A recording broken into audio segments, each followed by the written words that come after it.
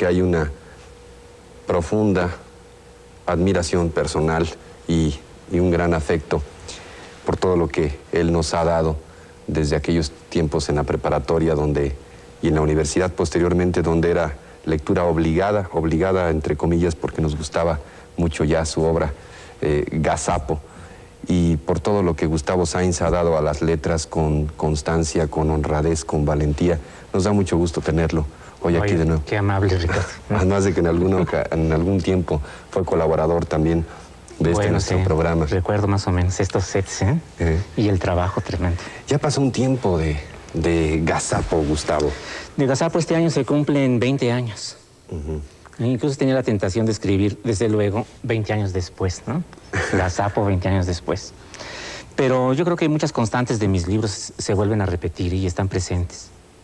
¿A qué se debe esta periodicidad? ¿Es un quererse agarrar, digamos, al origen?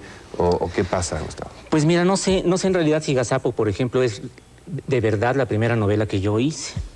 La más reciente, que es Paseo en Trapecio, es la sexta. Pero, por ejemplo, para la séptima, la que estoy escribiendo ahora, estoy utilizando material que escribí antes de Gazapo. O sea que mi séptima novela va a ser en realidad la primera.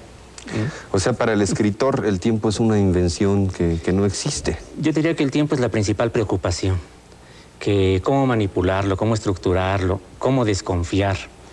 Me acuerdo de pronto de una cita de Picasso que dice que él nunca ha visto un santo con un reloj. Y que entonces nosotros somos esclavos del tiempo. En esta novela el personaje, en Paseo en Trapecio, está muy preocupado por hacer una gramática alejada de lo temporal, porque todas nuestras frases implican un tiempo, necesariamente, ¿no? Y entonces él piensa que el Papa Gregorio VII inventó el calendario y que desde entonces somos esclavos de la cronología, de las horas, y que seríamos distintos si no los tuviéramos. Por ejemplo, los indios Hopi no tienen una palabra para designar el tiempo. Y su vida naturalmente es muy diferente. Bueno, entonces, ¿Son para más volver, felices? ¿Son más eso felices? No sabría decirte. A lo mejor son menos neuróticos, ¿no? Pero con esto lo que quiero indicar es que el tiempo realmente es una de las materias primas con las que trabaja un escritor. No solo tiempo de la escritura, una novela se hace a lo largo de muchos años, sino el tiempo que debes condensar en un libro. Es decir, en una página cuentas 10 años, 100, un segundo, una hora. Por ejemplo, el libro Paseo en Trapecio se desarrolla más o menos en 12 horas consecutivas. ¿Cuál es la historia, el argumento? De Paseo en Trapecio, bueno, es un hombre que trabaja en un circo, que viene a la Ciudad de México, que está acosado por maleficios o poderes desconocidos, y que la primera sorpresa que tiene es que al llegar a su casa se encuentra a sí mismo durmiendo. Cuando se despierta y va a un restaurante a desayunar con sus compañeros de trabajo, en ese restaurante tienen las fotografías de los principales clientes, entra y ve que la fotografía que está en la pared es con la misma ropa que él trae, pero de pronto él es la fotografía que se ve entrar al restaurante. Estando en el restaurante, entran unos perros al restaurante, que eran los perros que él tenía cuando era chico, que eran unos perros aztecas, de estos escuincles que parecen un poco cerdos, ¿no? Porque no tienen pelo, y son negros y jorobados, y más bien feos, ¿no? Y en el restaurante hay un gran alboroto porque los perros se dirigen a él. Yo pienso que a todos nosotros nos fascina encontrar culpables, ¿no? Entonces hay a quien culpar de este alboroto en el restaurante. Y de pronto él es un perro. Pero es un perro muy angustioso porque sabe que es una persona convertida en un perro, pero no puede hablar. Y de pronto empieza a perder incluso el sentido de las palabras. Y como perro es a su vez tiene mucho miedo y responde al instinto y a los olores. Y busca los olores más familiares y corre en busca de ellos. Y entre lo que pasa todo esto, pues al mismo tiempo que te habla de sus proyectos, como esa gramática que te cuento, que estuviera separada del tiempo, ¿no? Que no obedeciera las reglas del tiempo. Un poema que él quiere escribir en las calles de la Ciudad de México. Él quiere hacer un poema a lo largo de la Avenida Insurgentes, pero sobre la banqueta, ¿no? Como un grafiti, pero enorme y larguísimo. Y muy impresionante. Y a la vez de una historia de desamor y una de amor, y pues quizás es un sueño. De pronto piensa que se va a despertar y se ve a ver a sí mismo arriba, durmiendo. ¿Es pura invención la novela? Todo es como una alucinación. Yo pienso que es una... Dice que siempre te lo pregunto porque se dice que siempre hay algo de autobiográfico, de vivencias personales, Yo creo que todas mis novelas son autobiográficas, en uno o en otro sentido. Generacionales, generalmente. Pero... ¿Se ha sentido perro? Mira, cuando hice lo de perro, me sorprendió que cuando estaba escribiendo ese capítulo en una librería, saqué un libro de esos de lujo, que era así como, haz de cuenta, el calendario chino. Y entonces, viendo el calendario chino, vi que 1940, que es mi fecha de nacimiento, es el año del perro. Una coincidencia. Una coincidencia. La creación literaria está llena de coincidencias, ¿no? Es una historia que intenta recuperar un poco el estado de ánimo que priva entre la clase media mexicana, supongo, o inclusive quizás en más miembros de la sociedad mexicana que los de la clase media. Esa sensación que un amigo mío dice que en México no hay inflación, sino desinflación, porque todos nos sentimos desinflados. Pervive, pues, este anhelo de señalar o este anhelo crítico hacia la sociedad. Bueno, fíjate que escribir es actuar, y yo creo que actuar en nuestra época es señalar. Actuar es siempre actuar políticamente. La acción de escribir conlleva necesariamente una crítica, una señalización. Es decir lo que nadie dice. Es decirlo además de una manera organizada, de una manera que corre el riesgo de permanecer. ¿Y cómo conciliar este afán crítico con lo que podríamos llamar exclusivamente el valor literario de la obra? Bueno, es yo te diría que muy complicado y simple a la vez. Yo creo que un libro tiene muchos niveles al mismo tiempo. Digamos, un nivel lúdico o de entretenimiento. Mi libro, sobre todas estas cosas, cuenta una historia. Un nivel documental. Por ejemplo, en mi libro se citan muchos nombres de personas reales, sobre todo de amigos escritores. Un nivel lingüístico. Los libros son documentos de cómo se habla en una época dada. Cuando tú lees a los cronistas de Indias, lo que más nos gusta es oír ese español, ¿verdad? Tan extraño y tan lleno de resonancias épicas, ¿no? Y también son sociología, porque tú ves en los libros cómo vive la gente y cómo se odia y cómo se ama ahora en el siglo XX. Y por lo tanto son antropología, porque también dicen ahí que comen. Y es obvio que nosotros no comemos lo que comían hace 200 años, digamos. Y al solo decir eso, tú estás excluyendo otras cosas y estás señalando y estás criticando. Y a veces el libro parece una revancha o un exorcismo o una denuncia. Pero con tantas tareas debe ser angustiosa la labor del escritor, si con tantos propósitos que cumplir. Bueno, yo pienso que el escritor justamente escribe para intentar saber por qué escribe. Y que mientras lo trata de saber, pues se mantiene escribiendo en busca de ese deseo imposible de satisfacer, ¿no? Sí, yo creo que nadie sabe. Y por eso también se dice que los escritores terminan un libro y empiezan inmediatamente otro, ¿no? ¿Qué es un escritor entonces? ¿Un tránsfuga? Un escritor, pues mira, hay tantas ideas sobre eso. Hay la idea de que un escritor en realidad es alguien que es habitado por los espíritus o las musas o los fantasmas o la inspiración que escribe a través de él.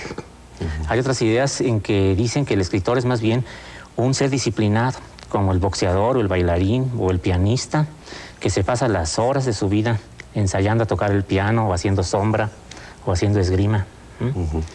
Hay otras ideas de que la escritura es terapéutica. O sea que si tú no escribieras, es decir, tú no quizás, pero yo, si yo no escribiera estaría seguramente... No, sí escribimos no te escribes los guiones del programa, quizás, por lo menos. Y haces tantos. Estaría seguramente enloquecido o por lo menos disturbado, inquieto, neurótico. Entonces que la escritura es terapia. Es decir, que tú escribes para exorcizar tus propios fantasmas. O sea, Gustavo Sáenz escribe por necesidad imperiosa. Yo escribo quizás por amor a las palabras, para mancillar las páginas en blanco, para descubrir cosas de mí mismo que no conozco. ¿Un afán de trascendencia? Pues no creo mucho en la trascendencia, ¿sabes? Mira, yo sé mucho de libros porque toda mi vida la he vivido en eso. Por ejemplo, podría decirte tan solo de ver el papel en que está hecho mi libro que dentro de 50 años será polvo. No hay ni siquiera que arrumbarlo, aunque lo guardes muy bien. Entonces, se podrá trascender. ¿Quién dicta la trascendencia? ¿El poder político? ¿La historia? No se sabe. En realidad sería una locura escribir para que te recordaran cuando te mueres, ¿no? Más bien es un gran entretenimiento, ¿no? Vanidad, para que por lo menos en esto que llamamos tiempo pueda uno decir, pues aquí estoy yo, aquí están mis otros libros, aquí están las ventas, aquí están las críticas literarias, aquí está sin duda debe haber eso, no lo puedo negar, ¿eh? Sin duda tiene que haber un narcisismo primario, detrás de mí nadie más que yo, ¿no? Un afán de decirte a ti mismo. Hay un consejo que me gusta mucho para los escritores, que es créete un genio siempre. Y sí, porque si dudas un poco, pues ya no escribes nada, porque qué vano. Tú escribes una novela, quizás no te la publican, quizás no la compra nadie, claro. Quizás no te invita Ricardo Rocha a la televisión, quizás no tiene crítica. Sale la novela y todos te dicen, yo le hubiera quitado el capítulo 1, ¿para qué el circo le sobra? ¿Para qué esos juegos de palabras? Sabes que una de las protagonistas se llama Adelita, y entonces tiene Adelijos, y es Adelejida. Dicen, esos juegos de palabras son innecesarios. Pero en realidad... ¿Eso no es como un alarde del hombre que dominando el idioma? Bueno, yo creo que dominarlo por completo pues es muy difícil, porque afortunadamente es un idioma muy rico. Y muy pero duro, un hombre, ¿no?, que ejerce un buen dominio del idioma, el hacer este tipo de cosas, ¿no es así como un alarde? Por decir, yo lo domino tan bien que pues hasta me puedo... punto, ¿no? Hasta puedo hacer malabarismo. Hasta puedo hacer malabarismos circenses con las palabras, ¿no? Bueno, evidentemente todos los libros son también eso, un universo lingüístico propio que tú tratas de administrar, de controlar, y que generalmente se te escapa. Pero ahí está el idioma, ahí está el diccionario de la Real Academia, y de pronto llega Gustavo Sáenz y dice de las adelijas. Entonces, ¿qué es irreverente o es...? No, yo creo que es una posibilidad del lenguaje, ¿no? El diccionario de la Real Academia, como tú sabes, está siempre unos 50 años atrás. Las novelas mexicanas, por ejemplo, las de María Luisa Mendoza, por decirte unas, enriquecen el diccionario de la Real Academia con centenares de palabras nuevas que antes no existían. Los escritores, por una parte, tenemos la obligación de mantener las reglas de la gramática y difundirlas, ¿no? Pero por otras también de enriquecerlas. ¿Cuál es la frontera? ¿Quién establece el límite? ¿Quién es el juez que dice hasta aquí el señor está escribiendo como es debido y aportando ciertas cosas? Sí. O hasta aquí este señor que dice que aporta, pues en realidad no está aportando nada porque no conoce el idioma. Sí, yo creo que es un límite que se mueve todo el tiempo, ¿eh? Es un límite que tú reconoces por intuición. Es decir, para mí el límite, por ejemplo, de la experimentación novelística, yo experimento mucho con estructuras, con espacios temporales, con tiempo. El límite es que tiene que ser legible, que tiene que ser entendido. En el momento en que se vuelva demasiado oscuro, demasiado complicado, entonces ya no sirve. En el momento en que yo use palabras que nadie puede entender lo que dicen, entonces estoy equivocado yo, ¿no? Pero mientras juegue un poco con ellas, mientras las despeine, digamos, mientras se pueda todavía decir cosas, ¿no? El jugar provoca un gozo. Bueno, yo creo que la literatura tiene que estar del lado del goce, necesariamente, del lado del placer. Entonces, escribir justamente para encontrar ese espacio de libertad que a lo mejor no tenemos en la vida cotidiana. Para eso leemos también. Gustavo, y ahora, hace poco decía que el escritor, hablábamos de la presencia social del escritor a través de su obra. Supongo que esto involucra un entorno donde vive el escritor. ¿Cuál ha sido la diferencia para Gustavo Sáenz de este nuevo entorno ahora en los Estados Unidos, tan interconectado con algo que se ha dado en calificar como la literatura chicana o la literatura hispanoparlante de Estados Unidos? No sé, quisiera que me escribiese un poco ese...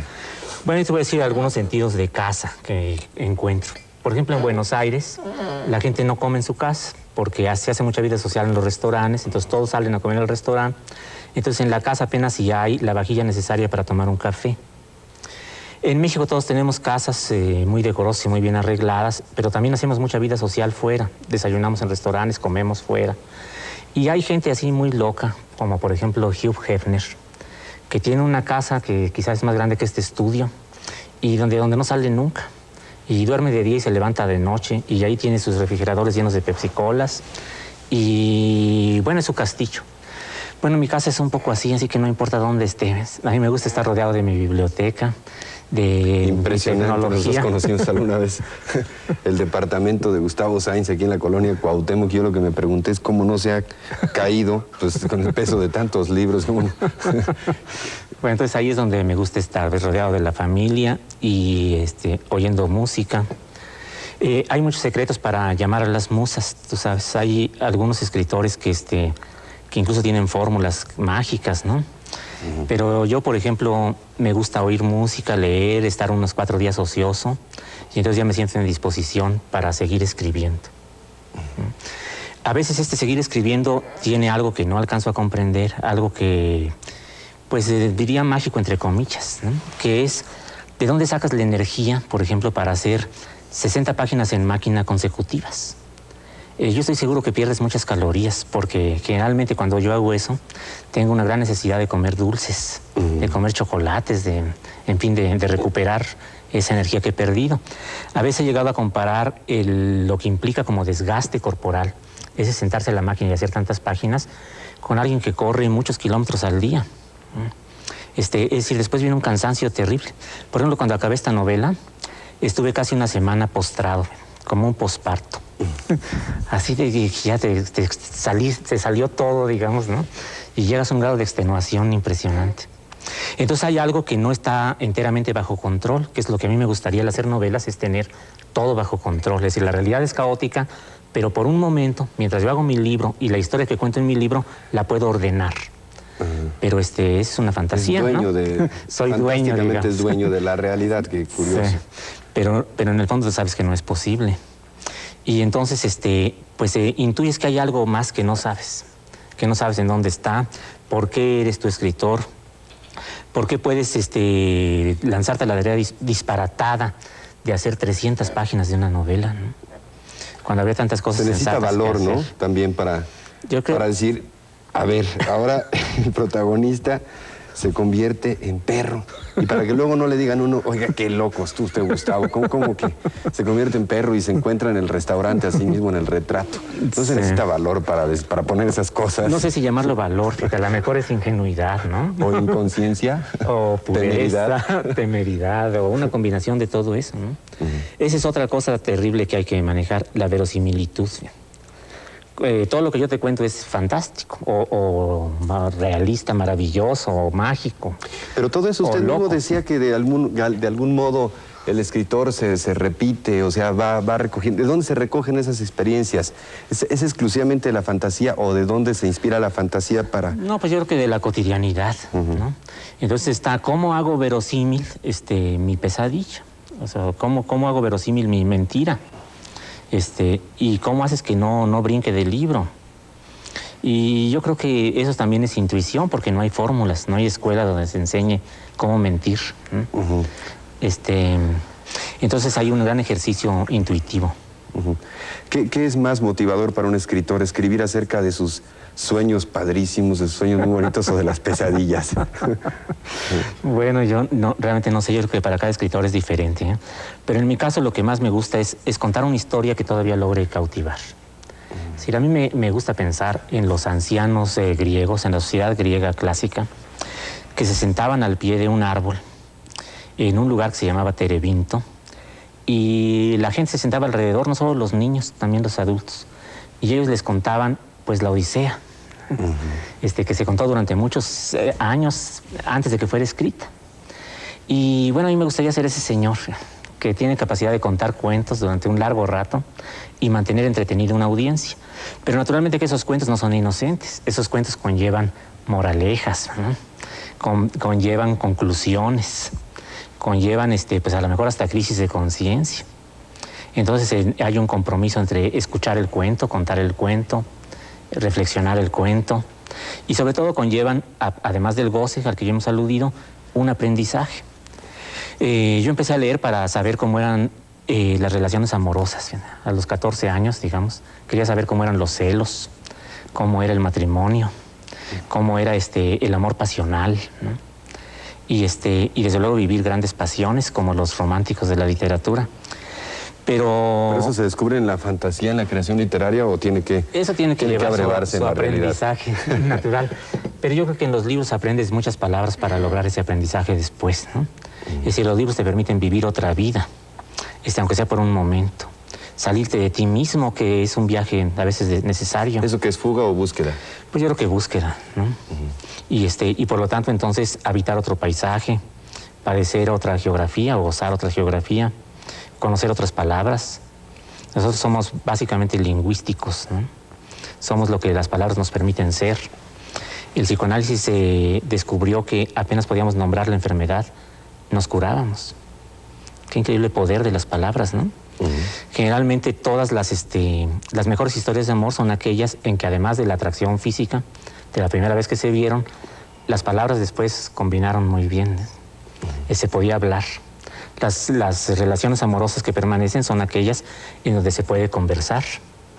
Entonces de ahí que haya tanta necesidad de estar siempre en juego con el lenguaje. ¿Está refiriéndose a una de conocer relación palabras intelectualmente erótica?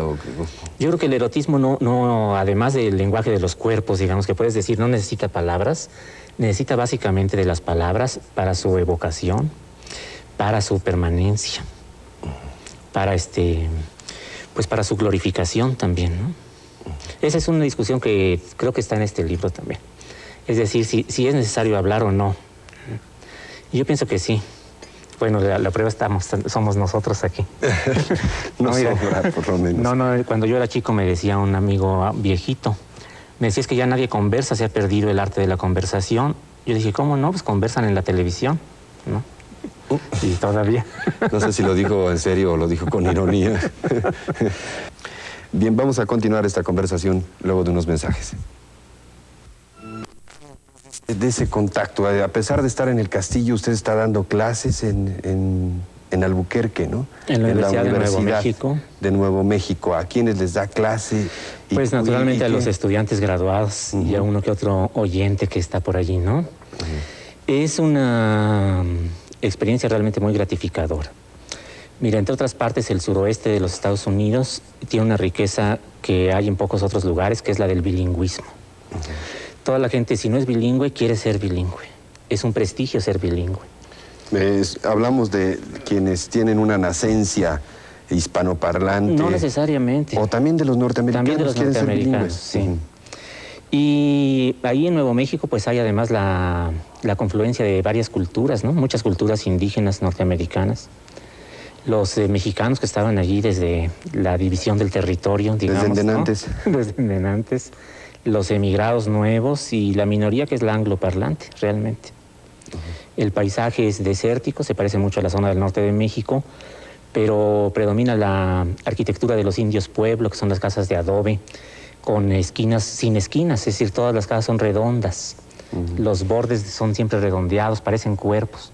Están pintadas del color de la arena, de la arcilla. Es muy interesante.